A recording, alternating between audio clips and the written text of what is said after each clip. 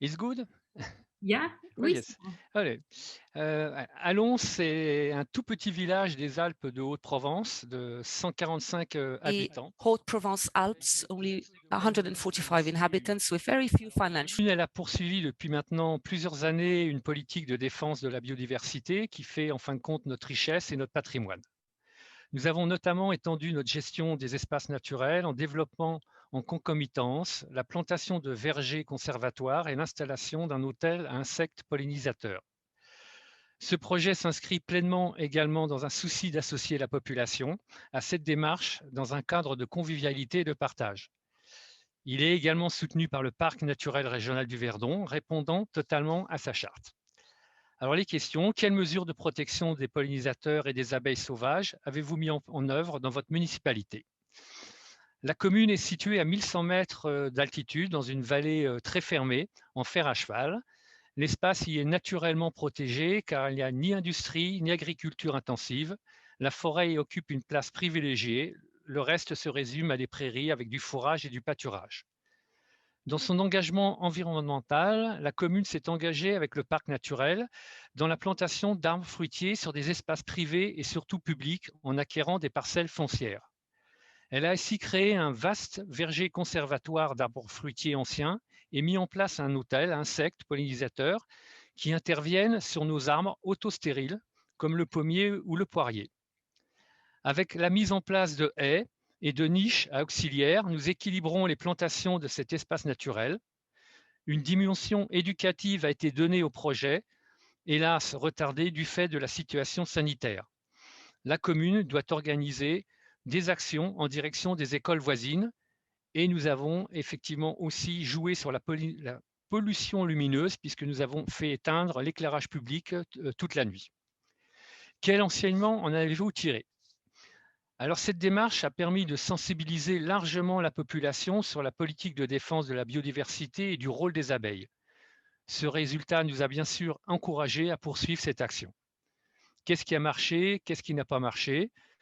Dès la première année, notre hôtel à pollinisateur a été occupé vraiment avec un nombre important d'insectes, mais surtout d'abeilles sauvages noires des Alpes qui est aujourd'hui menacée. La dimension éducative du projet a permis de sensibiliser une bonne partie de la population du village. Par contre, effectivement, les principaux acteurs du projet dans l'équipe municipale qui gère les espaces ainsi que l'ouvrier communal n'ont pas suffisamment les compétences pour aller beaucoup plus loin sur la gestion de cette action. Donc nous espérons là-dessus pouvoir aller avoir ces formations. De votre point de vue, que recommanderiez-vous aux autres municipalités si elles veulent mettre en œuvre des mesures similaires? Alors notre démarche, pour nous, doit être avant tout activée par un noyau motivé d'élus et de population. C'est pour nous le point le plus essentiel. Pour mettre en œuvre notre action, nous avons bénéficié de l'aide technique et financière, telle que le Parc naturel régional du Verdon et CIPRA sur le projet Beware. Nous pensons que la formation, tant du point de vue technique que sur la recherche des subventions, est primordiale. Prévoyez-vous d'autres activités pour la protection des pollinisateurs dans votre municipalité? La commune, pour l'instant, veut dans un premier temps faire le bilan de cette action. Nous allons prendre le temps, prendre un peu de recul. Nous envisageons de mettre en place un deuxième hôtel qui se situerait dans un petit hameau entouré de prairies. Et nous créons un futur parcours de patrimoine ancien et on a donc décidé qu'elle bénéficiera également d'un nouveau panneau explicatif sur le rôle et la protection des pollinisateurs. Donc nous avons vraiment axé sur le côté éducation et je pense que c'est vraiment le point de départ de tout ce qui peut être fait postérieurement. Voilà, merci de votre attention. J'ai tenu le temps en 4 minutes. Thank you. Très bien, merci beaucoup, Monsieur Potra. Genau, so gehört das. 4 Minuten. Vielen Dank dafür. Es war sehr Thank you interessant. very much. Well, Ich bitte jetzt diejenigen, die eine dringende Frage haben, auch vielleicht eine Verständnisfrage, in Englisch diese Frage zu stellen in den Chat.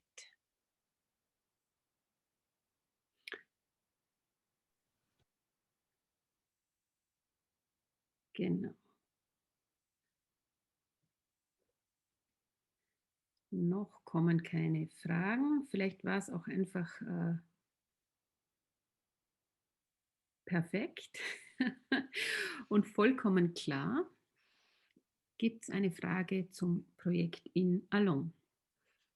Wenn nicht, dann schlage ich vor, dass wir gleich weiter. Doch, da ist eine Frage, und zwar Monsieur Poitras telefoniert. Ich stelle mal die Frage. Is there a project website we might refer to? Das ist eine gute Frage.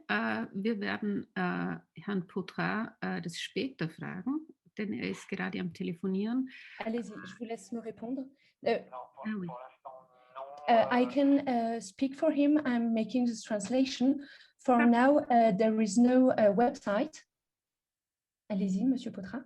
Oui, mais nous travaillons plutôt But we are working sur la communication on communication des journaux régionaux. at a local level for a local newspaper. But we've sent you the website of the commune, of the city, where you can have further informations on the project. Perfect.